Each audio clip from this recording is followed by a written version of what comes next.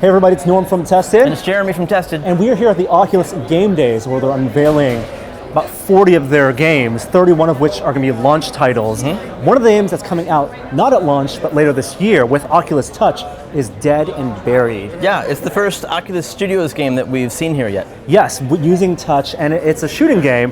We're going to play it, we're going to interview one of the developers from Oculus Studios and give you our impressions right afterward.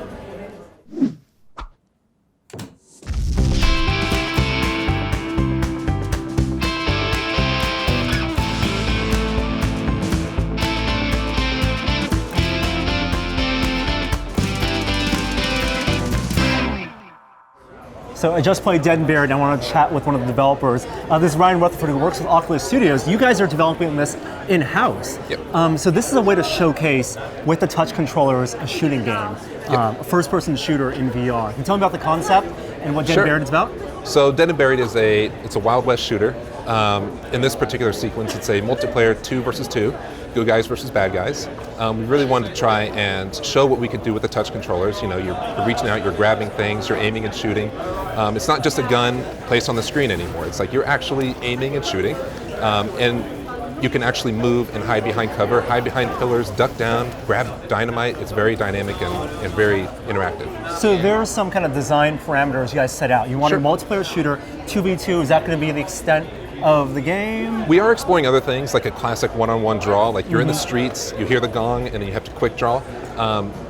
We are trying other things too, like maybe even 3-on-3. Maybe the train rolls up, and you know, bad guys hop off, and we can even do co-op to where 2 players are fighting against enemies, or we're exploring a lot of things, but definitely multiplayer is where we're trying to focus on. Right, so. And that whole shooting aspect, the environment I played was a saloon, and you're spawning the players in places where they can make use of the environment. Really, it helps to dive behind, for example, the bar, or behind a barrel or something, or behind a pillar.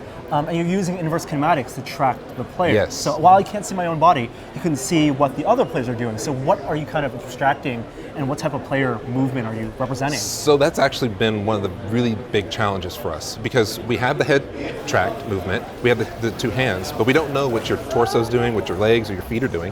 So we're sort of making educated guesses. So we think that when you're moving slowly, you're leaning. If you move fast, we're going to guess that you're taking a sidestep. So we're trying to fill in the blanks, and that's how we're trying to solve that problem. Right, because you have 3 points of tracking. You have your head, you have your 2 hands, but the body is complex. The shoulder needs to move, your feet need to move. Yeah, if I'm doing this and my elbows move, it may not be the same as what my physical body is doing. Does that change your hit targets also? Well, we try and keep it.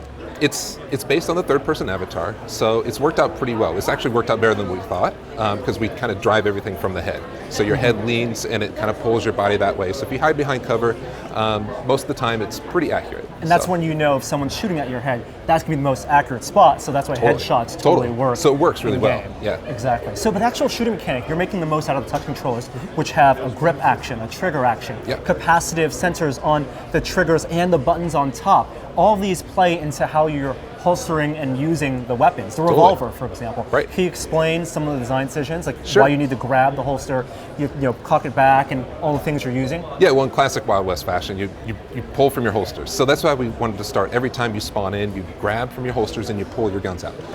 Reloading, for example, is no longer just pressing the R button or pressing the A button to reload. You actually use the motion that makes sense for the guns. So for the revolvers, you tilt in, you tilt out. For a shotgun, you flip forward and flip back. It's sort of, we want to make it very intuitive, low mental load, make it very easy to do.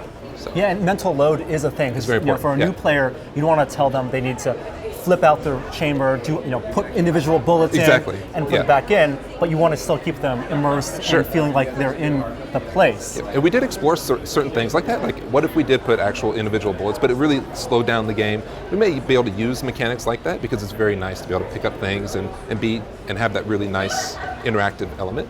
But this is a quick, fast-paced action shooter, so we wanted to make it very easy, so just flip in and out, you're back in the action. And you want to reward people for how many mental tasks they can handle and how physical they get in the game, is Absolutely. that right? Yeah, I mean, if you're standing there and you're shooting, you're probably not going to do too well, so you're going to want to duck, you're going to want to lean behind a cover, behind like a pillar or something like that.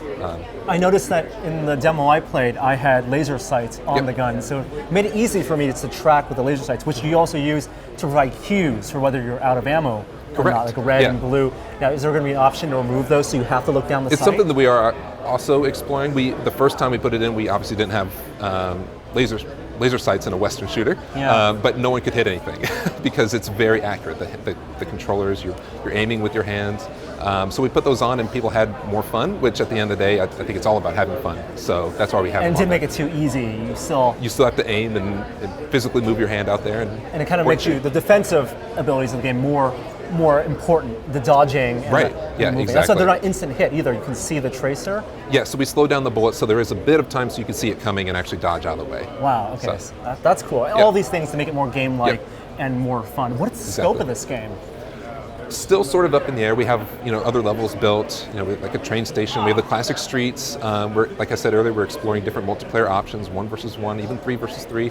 Back at Oculus Connect 2 last year, we had a shooting gallery, so it was actually a lot of fun just to go and shoot targets. So we'll have other modes like that. Social, obviously, an important part of this game. Social's big, you can multiplayer's big. communicate. There's a lobby aspect. People are communicating. You're using gestures. Is that Yes. going to be a big part of the game? Like making sure you're going to have a lot of fun, even when you're not shooting. Absolutely. I think anytime we can add those sort of social elements and the gestures and everything, it's just magic in VR. So we'll do as much as we can that makes the most sense. It saw doesn't there- get in the way of the game. There are 4 characters I could select from. You're scaling the height based on, like you're taller than do. me, Yeah. so you need to have that mapped out also? Is that Yeah, so at the beginning of this experience, we actually have that ghost character come in and actually measure you. So it's based on your height.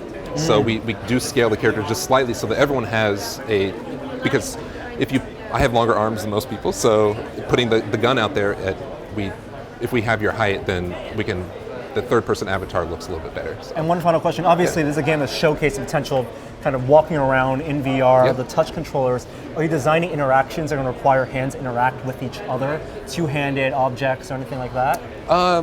We haven't thought too much about that, especially up close, because we don't want to like people having to interact too close with the controllers. But there's a lot of things to interact with. There's like in the Oculus Connect demo last year, we had cranks that you can turn and buttons you can hit in the environment that did things. You could see in this example, like in this level, we could do something where you have to maybe flip a table and hide behind cover. Like that's something we really want to explore. Dynamic cover that you're actually interacting with the environment and causing to doing things in your benefit. Awesome. We have a little bit more time before Touch comes out to polish this. Absolutely. Thank you so Yeah. much for sharing. Thank you, Norm. Appreciate it. Nice to meet you. Nice to meet you as well.